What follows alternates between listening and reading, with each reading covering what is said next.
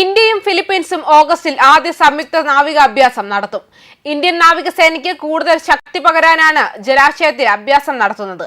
കര, വ്യോമ, നാവികസേനകളിൽ കൂടുതൽ കരുത്തും മുൻഗണനയും നൽകിയാണ് പ്രധാനമന്ത്രി നരേന്ദ്രമോദി അടക്കമുള്ള നേതാക്കൾ ഓരോ ദിവസവും മുന്നോട്ടു പോകുന്നത്. പടിഞ്ഞാറൻ ഫിലിപ്പീൻസ് തീരത്ത് ദക്ഷിണ ചൈന കടലിന് അഭിമുഖമായും സ്കാർബറോ ഷോളിന് സമീപവും തന്ത്രപ്രധാനമായ ജലാശയത്തിലാണ് ഈ അഭ്യാസം നടക്കുക.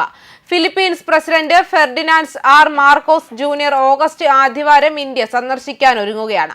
പ്രസിഡന്റ് മാർക്കോസ് ജൂനിയർ ഓഗസ്റ്റ് 4-8 തീയതികളിൽ ഇന്ത്യ സന്ദർശിക്കുമ്പോൾ ഇരു രാജ്യങ്ങളുടെയും നാവികസേനകൾ ഓഗസ്റ്റ് 3-4 തീയതികളിൽ ആദ്യത്തെ സംയുക്ത ഉഭയകക്ഷി സമുദ്രാഭ്യാസം അല്ലെങ്കിൽ മാരിടൈം കോഓപ്പറേറ്റീവ് ആക്ടിവിറ്റി നടത്തുമെന്ന് ഒരു വൃത്തങ്ങൾ അറിയിച്ചിട്ടുണ്ട്.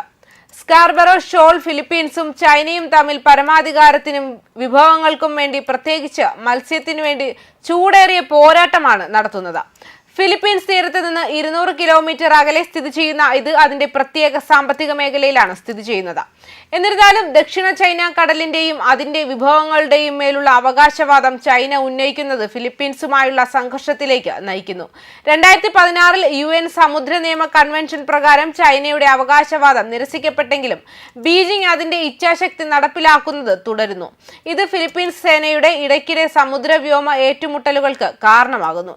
മറ്റൊരു അനുബന്ധ സംഭവ വികാസത്തിൽ ഹൈഡ്രോഗ്രാഫിക് സഹകരണത്തിനായി ഏറ്റവും പുതിയ സർവേ കപ്പലായ INS സന്ധ്യക് ഉൾപ്പെടെ 4 ഇന്ത്യൻ നാവികസേനാ കപ്പലുകൾ ജൂലൈ 30 മുതൽ ഫിലിപ്പീൻസിലേക്ക് ഒരു സൗഹാർദ്ദ സന്ദർശനം നടത്തും.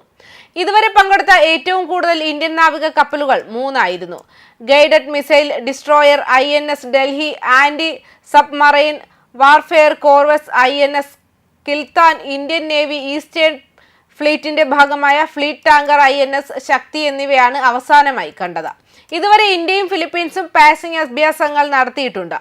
എന്നാൽ കഴിഞ്ഞയാഴ്ച ഫിലിപ്പീൻസിലെ ഇന്ത്യൻ അംബാസിഡർ ഹർഷ്കുമാർ ജെയിൻ ഇത് സംയുക്ത സൈനികാഭ്യാസത്തിലേക്ക് വികസിപ്പിക്കാൻ സാധ്യതയുണ്ടെന്ന് സൂചിപ്പിച്ചിരുന്നു.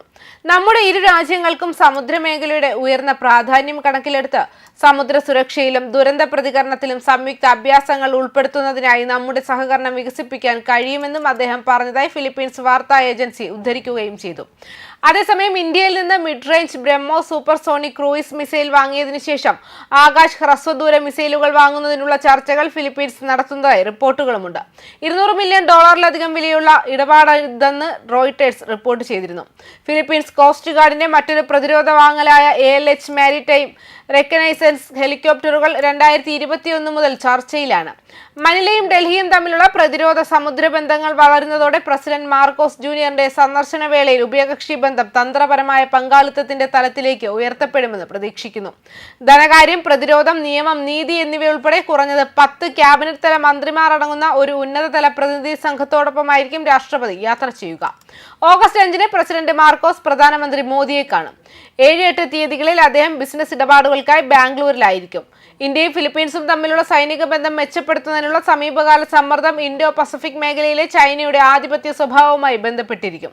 സ്കാർബറോ ഷോളിന് ചുറ്റും മാത്രമല്ല സെക്കൻഡ് തോമസ് ഷോളിലും ദക്ഷിണ ചൈന കടലിൽ ചൈനയുടെ വർദ്ധിച്ചു വരുന്ന നിശ്ചയദാർഢ്യത്തെ ഫിലിപ്പീൻസ് തുടർന്നും നേരിടുന്നു. ചൈനയ്ക്കും ഫിലിപ്പീൻസിനും ഇടയിലുള്ള പ്രദേശത്ത് പലപ്പോഴും ഏറ്റുമുട്ടലുകൾ ഉണ്ടായിട്ടുണ്ട്. അതേസമയം 2020 ഗാൽവാൻ ഏറ്റുമുട്ടലിന് ശേഷം ഇന്ത്യയും ചൈനയും ബന്ധം മെച്ചപ്പെടുത്താൻ ശ്രമിക്കുന്നത് ഇപ്പോഴാണ്.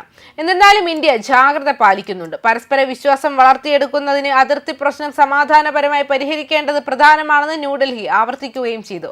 ഈ ആഴ്ച വിദേശകാര്യമന്ത്രി S ജയശങ്കർ ബീജിംഗ് സന്ദർശിച്ചപ്പോൾ ചൈനീസ് വിദേശകാര്യമന്ത്രി വാങ് യിയുമായി കൂടിക്കാഴ്ച നടത്തിയപ്പോൾ ഇന്ത്യ ഒരു പ്രസ്താവന ഇറക്കി.